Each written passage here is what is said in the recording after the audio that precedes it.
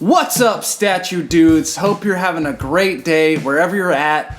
Before we get started with this video, I want to say that I'm going to try something a little bit different with this video than what we normally post.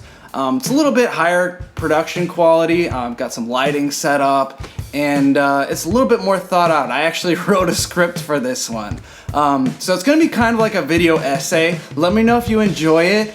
Click the like button, and also feel free to drop a comment for me below. We post a new video on this channel every Saturday, so if you're new here, be sure to subscribe and ring the bell if you wanna see more. When we get to 200 subs, we're gonna get our buddy here, Dead Fred, some new cowboy swag. Last time we got him this pretty cool bandolier. Also, drop a comment if you have any suggestions of cool stuff that would make him look more like a real cowboy. Okay, now that we've got that out of the way, let's get on to the video. When I was younger, I think like right after high school, I went to see the opera Don Giovanni. I was blessed to be able to enjoy an amazing performance by the Houston Ebony Opera. Some of the melodies in the opera got stuck in my head. They played on repeat for days. It was an incredible experience, and I was totally blown away by it. It's the first time I ever really experienced anything like that. And even though the opera was in Italian, I was able to understand the emotions and what the characters were going through because of the music. Some people say music is the universal language. When we speak, we use a range of pitches and timbres, stressed and unstressed syllables, to portray what we're feeling at any given moment. You can hear someone speak in a different language and understand at least what they're feeling just by the way their voice sounds. And this is kind of why music works, because it kind of imitates the way that we speak. Obviously, the human voice is like the original instrument. It's the first choice for delivering melodies because of the incredible range of expression that it allows for. It's definitely the most versatile musical instrument, but a few others come close. One of them is the guitar. This is the reason that I like playing guitar so much, because besides being able to deliver several notes simultaneously, to play chords, you can also deliver musical expression in a way that few other instruments besides the human voice can. You can do pitch bends. You can use effects to change the timbre. You can do squeals, growls, and you can even imitate syllables by using certain effects like a wah pedal. But there's one thing that the guitar can't do that the human voice does, and that is pronouncing actual words. But today, I'm gonna be making my guitar literally speak. There's actually two different ways to do this. One way is by using a device known as a talk box. Has a little tiny speaker in it with a tube attached. It sends the sound through a tube.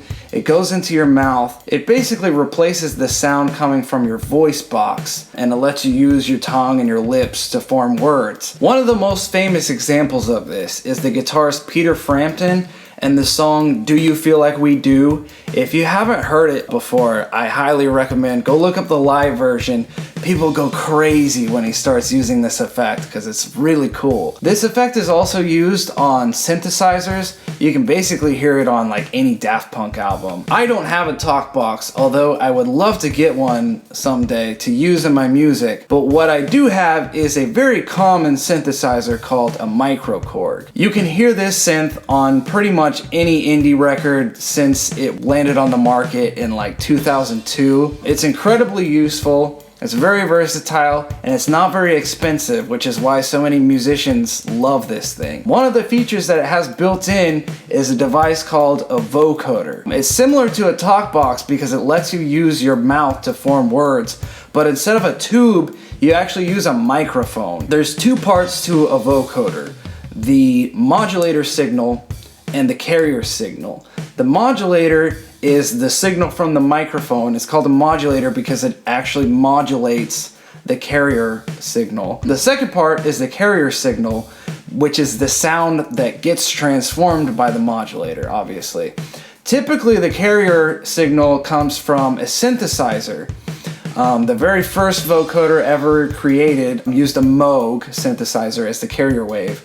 But today, I'm gonna be using my guitar. Are you guys ready? This is gonna be a lot of fun. Okay, so the first thing I'm gonna need is a microphone to speak into. The MicroKorg comes with this dinky little plastic microphone. It's pretty convenient. It works well enough for playing around and experimenting, but I want something a little bit higher quality so that I can clearly form words and possibly even mix like my natural voice with the sound of the vocoder.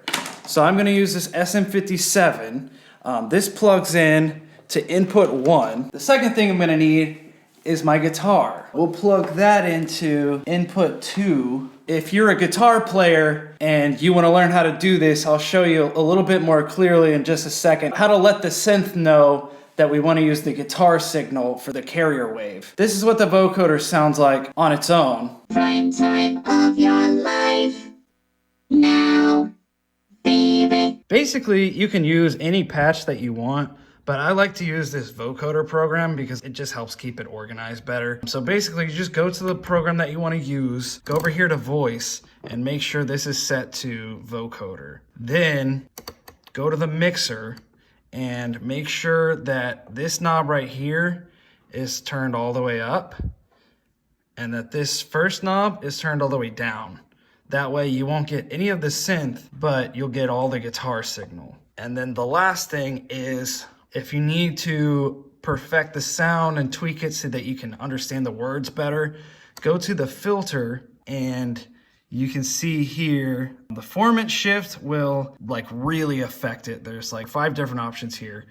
These two make it like a little bit more higher and cartoony. These two make it really low and deep. And then if you go to the cutoff, that also affects the sound, but especially the resonance and the EF synths really affect the clarity of how it sounds, especially this one.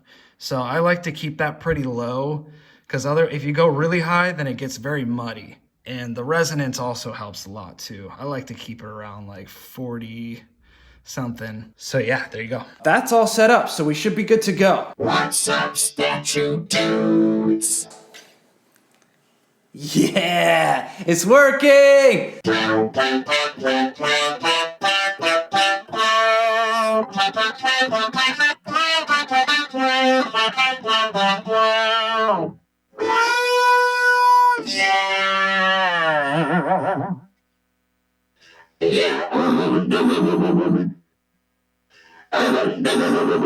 It sounds like that TikTok effect.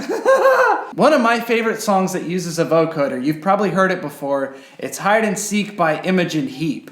I'll play a little bit of it right here. But if you guys want to hear like a full version of this, let me know in the comments and I will see what I can do. Where are we? What the hell is going on? That's pretty cool. The other cool thing about this is that it also works on the bass. What's up, statue dudes? We are the robots. We are the robots. Subscribe. Alright, that's about it for this video. I really like this effect. I think it's really cool. And a vocoder could really add something to our music. I can't wait to write a marble statue song that we can use it on. I hope you enjoyed the video. If you did, make sure to click the like button. We drop a new video every Saturday, so if you're new here or if you haven't subscribed yet, make sure you click the subscribe button and ring the bell so you get notified when we post new videos. When we get to 200 subscribers, we're gonna get our buddy Dead Fred here some new cowboy swag. Drop a comment if you have any suggestions for us, things that would make him more of a real cowboy. Thanks for watching, and we'll see you next time. Peace out.